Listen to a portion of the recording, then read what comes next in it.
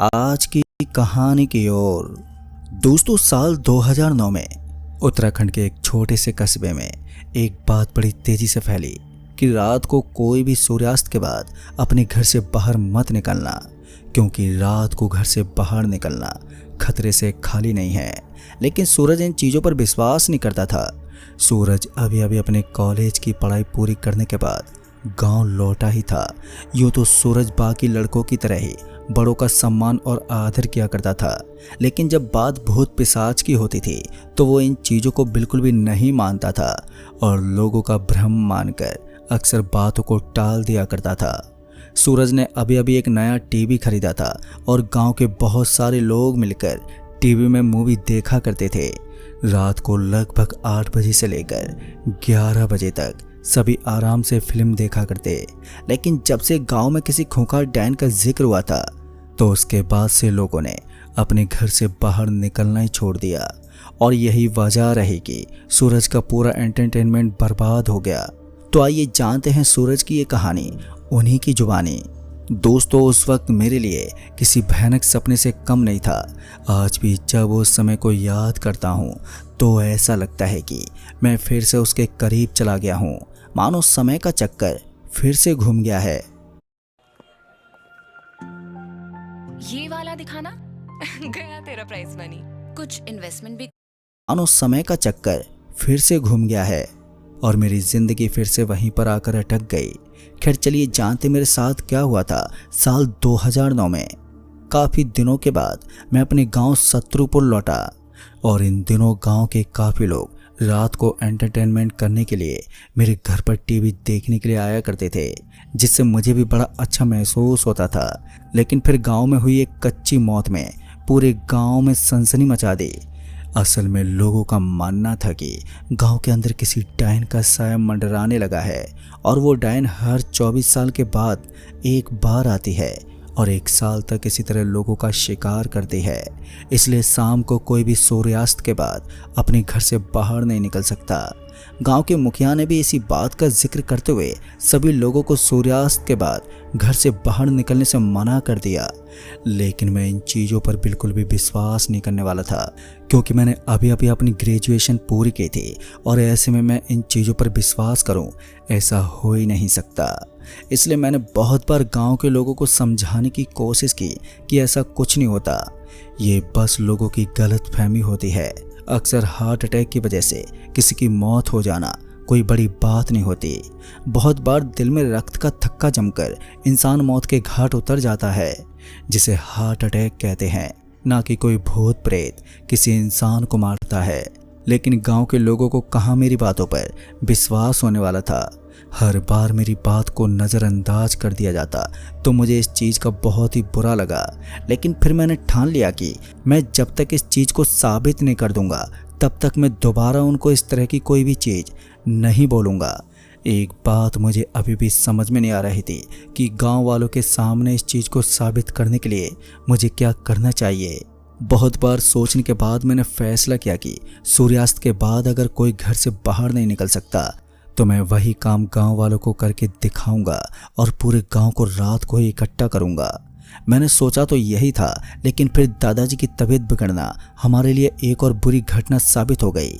इस बार हम दादाजी को अस्पताल लेकर निकल गए और इसी के चलते गांव में धीरे धीरे उस डायन का खौफ और भी ज़्यादा बढ़ने लगा। जहां मैं गांव वालों को समझाने की कोशिश करता तो गांव वाले उल्टा मुझे ही ताना मार के बोलते कि अगर तुम्हारे अंदर हिम्मत है तो सूर्यास्त के बाद एक रात घर से बाहर निकल कर दिखाओ। वैसे तो मैं ये सब करने के लिए तैयार था, लेकिन मेरे घर वाले इस बात को अच्छी तरह से जानते थे कि मैं भूत प्रेत जैसी चीज़ों पर विश्वास नहीं करता। इसलिए वो मुझे कभी भी घर से बाहर नहीं निकलने देते। उन्होंने मुझे जल्दी ही शहर वापस जाने को बोला ताकि मैं अपनी पढ़ाई पूरी कर सकूं। लेकिन एक तरफ मेरे अंदर गांव के अंदर हो रही इन घटनाओं के पीछे का पर्दा मुझे उठाने की चुल मची हुई थी। लेकिन वो कहते हैं ना, इतनी जल्दी हम कहाँ किसी चीज़ की सच्चाई तक पहुँच पाते हैं। जब हम किसी चीज़ के पीछे हाथ धोकर पड़ते हैं तो वहाँ तक पहुँचते पहुँचते हमें बहुत वक्त लगाना पड़ता है। लेकिन मुझे नहीं मालूम था कि इस चीज़ तक पहुँचते पहुँचते मैं इतनी बुरी तरह से फंस जाऊँगा। शुक्रवार की शाम मैंने गांव के एक लड़के से संपर्क किया जिसका नाम मयंक था। अक्सर मयंक कुछ बदमाश लड़कों के साथ रहा करता था जो गैंगस्टर वाले काम करते थे। जब मैंने मयंक से गांव की इस हो रही अजीब सी घटना के बारे में बात की तो वो भी मेरी बात सुनकर हैरान हो गया। उसने बोला, अरे भाई ऐसा कुछ नहीं है, मैं रात में अक्सर अपने कॉलेज के साथियों के साथ घूमता रहता हूँ, लेकिन आज तक मैंने कभी भी इस तरह की घटना को महसूस नहीं किया। हालांकि गांव में मेरा आना जाना रहता है, लेकिन फिर भी ये सब कहने की बातें हैं। मयंक उन लोगों में से था जो अपने पास पिस्तौल रखा करते थे और अपनी कॉलेज में उनकी एक नंबर चलती थी। उसने पिछले इस साल कॉलेज में नेता बनने का प्रमाण अपने नाम किया था, जिस वजह से उसकी बड़े बड़े लोगों के साथ उठे बैठी रहती थी। लेकिन इन दोनों वो कुछ दिनों के लिए छुट्टी आया हुआ था। कॉलेज की छुट्टियों के साथ साथ गाँव में एंजॉय करने के लिए 10 से 15 दिन की छुट्टी लेकर आया जाया करता था। लेकिन उसके दोस्त अक्सर 2-3 दिन से हमारे गांव में घूमते रहते थे। उसके बाद मैंने मयंक को अपनी इच्छा बताते बोला कि मुझे किसी भी तरह से गांव वालों के सामने इस बात से पर्दा उठाना है कि यहाँ पर कोई भी डायन नहीं रहती। ये तो सब कहने की बातें हैं। यूं ही बातें करते करते अचानक ही हमारा एक पुराना दोस्त विजेंद्र भी वहाँ पर पहुँच गया। जब हमने विजेंद्र से ये बात कही तो उसने बोला, भाई सच में हमारे गांव में एक डायन रहती है। दरअसल मेरे चाचा की मौत भी उस डायन की वजह से हुई थी। ये सुनकर मेरे कान खड़े हो गए। फिर उसने बताया कि लगभग 14 साल पहले की बात है जब आदमखोर चुड़ैल ने मेरे चाचा को जान से मार डाला था। इस पर मैंने विजेंद्र से बोला, लेकिन भाई मैंने तो सुना था कि वो डायन हर 25 साल में एक बार आती है। इस पर विजेंद्र ने बताया कि उसका कोई निर्धारित समय नहीं है, वो कभी भी इस गाँव में दाखिल दे सकती है। अक्सर वो उस वक्त इस गांव में दाखिल होती है जब अमावस की रात अपनी चरम सीमा पर हो और अमावस की रात के गुजरने के बाद ही वो यहाँ से वापस गुजरती है। तब तक वो लोगों का खून पीती है। उसने मुझे ये भी बताया कि वो एक ऐसी डायन है जो लोगों से भीख मांगती है और अगर उसे कोई कुछ नहीं देता तो बदले में वो उसका खून पी लेती है, और अगर कोई उसे कुछ देता भी है तो भी उसे जिंदा नहीं छोड़ती। अब ये सब सुनने के बाद मैं जोर से हंसते बोला, अरे मयंक भाई, आपको भी इसकी बेतुकी बातों पर विश्वास है क्या? मयंक भी मेरे साथ हंस रहा था। हम दोनों इन चीज़ों का मजाक उड़ाने में कोई कसर नहीं छोड़ रहे थे। इस पर विजेंद्र ने बोला, भाई तुम लोगों को जैसा सोचना है वैसा सोचो, लेकिन मेरे हिसाब से तो तुम लोगों को रात में घर से बाहर नहीं निकलना चाहिए। अगर आप गलती से भी बाहर निकले तो फिर आपका सच्चाई से सामना तो होगा ही, लेकिन आप उस सच्चाई को किसी के सामने जाहिर करने के काबिल नहीं रहोगे। विजेंद्र इतना कहने के बाद वहां से निकल गया। पता नहीं क्यों, लेकिन विजेंद्र ने ये बातें बड़ी ही गंभीरता के साथ कही थी। शायद उसे हमारी बातें बुरी लग गई थी। उसके जाने के बाद मैं और मयंक विजेंद्र पर खूब हंसे, लेकिन हमें क्या मालूम था कि आने वाला खतरा हमारे इंतजार कर रहा है। मैंने मयंक से बोला, भाई हम एक काम करते हैं, अमावस की रात हम गांव वाले सभी लोगों को इकट्ठा करके ये बता देंगे कि भूत डायन जैसी कोई चीज़ नहीं होती। हम अपने कॉलेज में पढ़ी हुई स्टडी को गांव में जाहिर करने की कोशिश तो कर रहे थे, लेकिन हमारा दाव हम पर ही उल्टा पड़ जाएगा ये हमने सोचा तक नहीं था, क्योंकि आने वाला समय हमारे लिए इतना भयानक था कि किसी दुश्मन के साथ भी इतना बुरा ना हो। मुझे और मयंक को अमावस की रात का इंतज़ार था जो शायद 6 दिन के बाद थी। 6 दिनों तक हमारे लिए अमावस की रात का वेट करना बड़ा ही मुश्किल काम था, लेकिन फिर भी जैसे तैसे समय बीता और आखिर में वो समय आ ही गया जिसका हम बेसब्री से इंतज़ार कर रहे थे। हमारे गांव के किसी भी आदमी ने हमें ये नहीं बताया था कि वो डायन कहाँ से आती है और कहाँ जाती है। उनका मानना था कि इस गांव में एक डायन रहती है और वो हर 25 साल में इस गांव में दाखिला देती है या फिर हर अमावस की रात को गांव में शिकार करती है।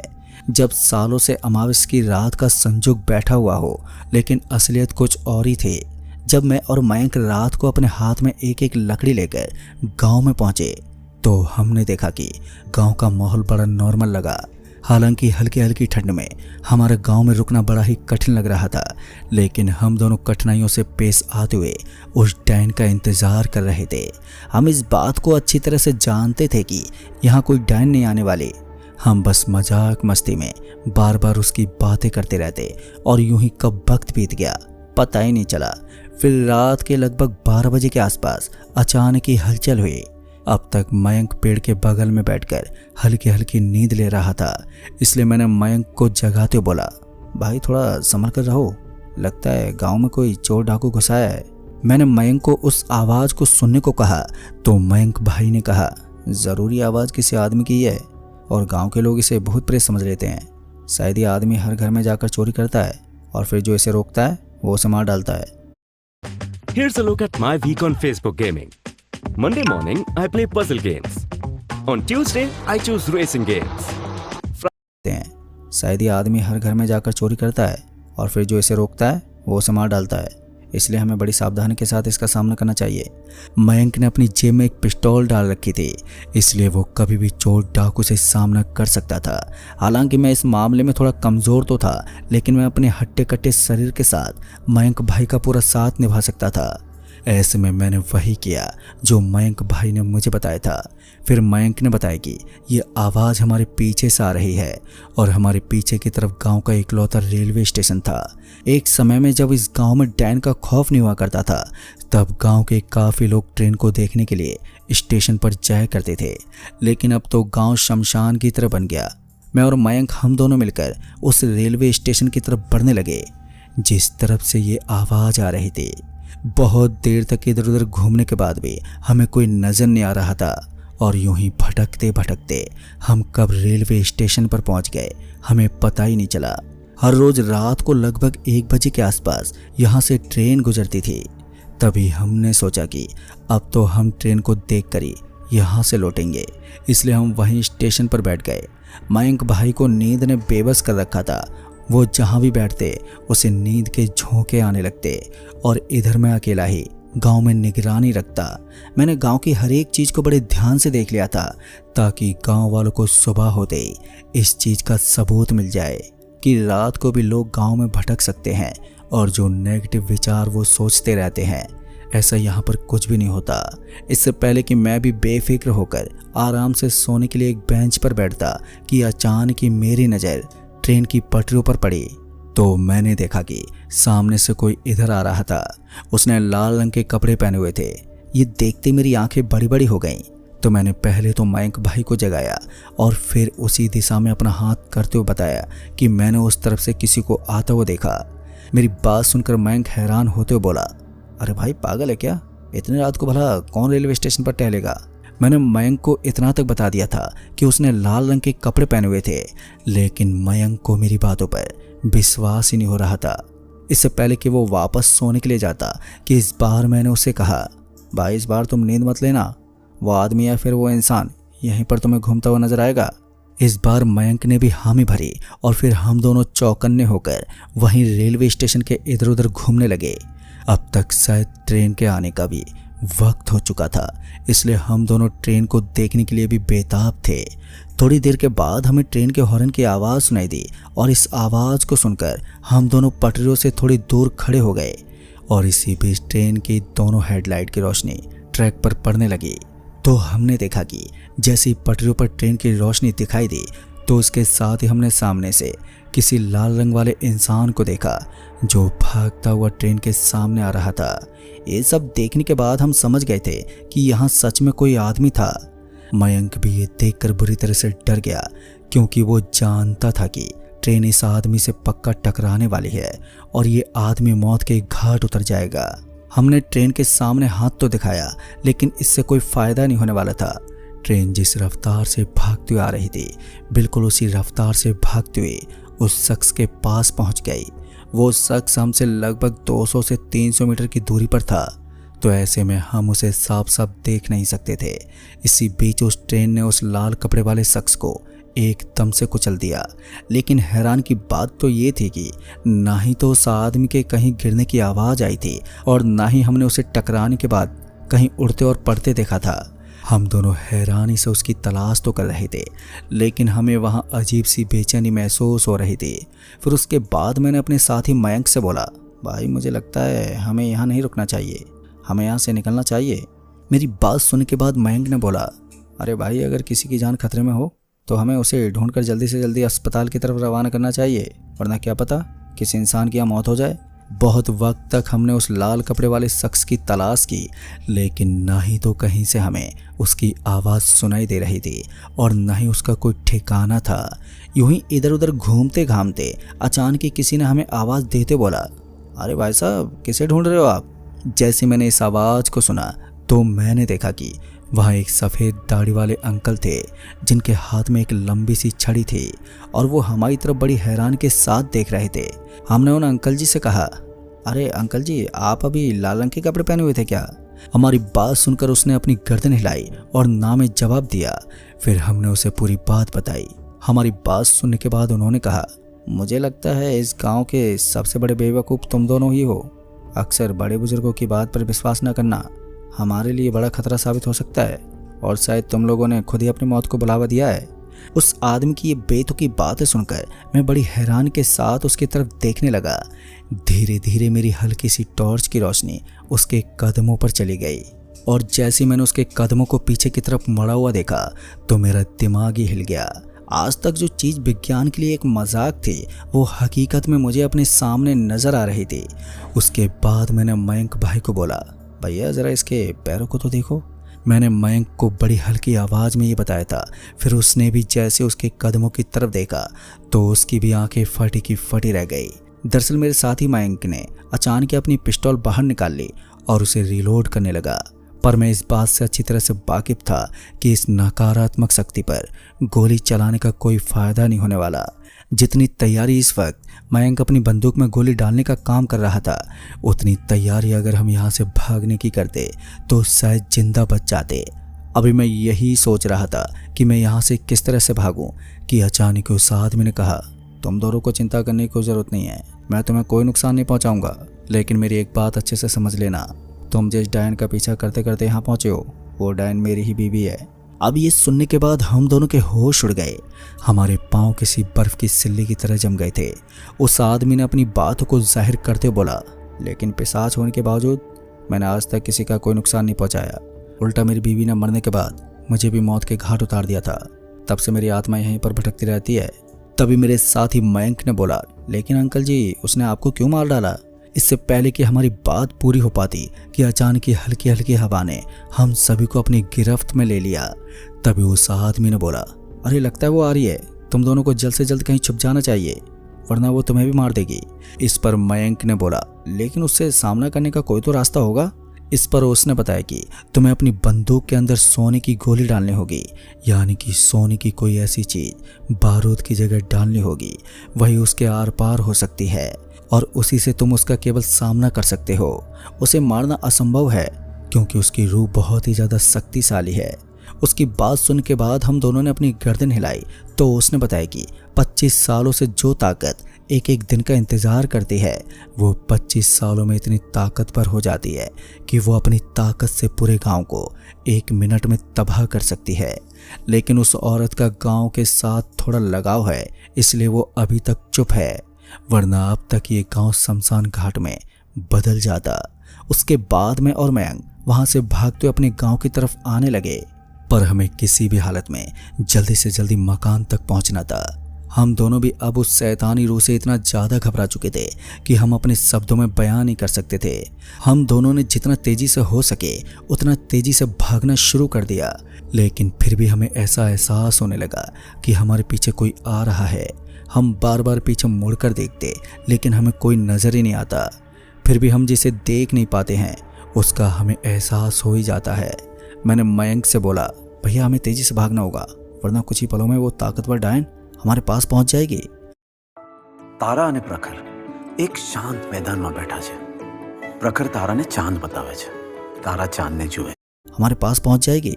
हम दोनों भागते भागते अब मयंक के घर के दरवाजे के पास पहुंच गए थे। हम जैसे उसके घर के दरवाजे के पास पहुंचे तो हमने देखा कि वहां पर कोई खड़ा हुआ था जिसके हाथ में एक कटोरा था।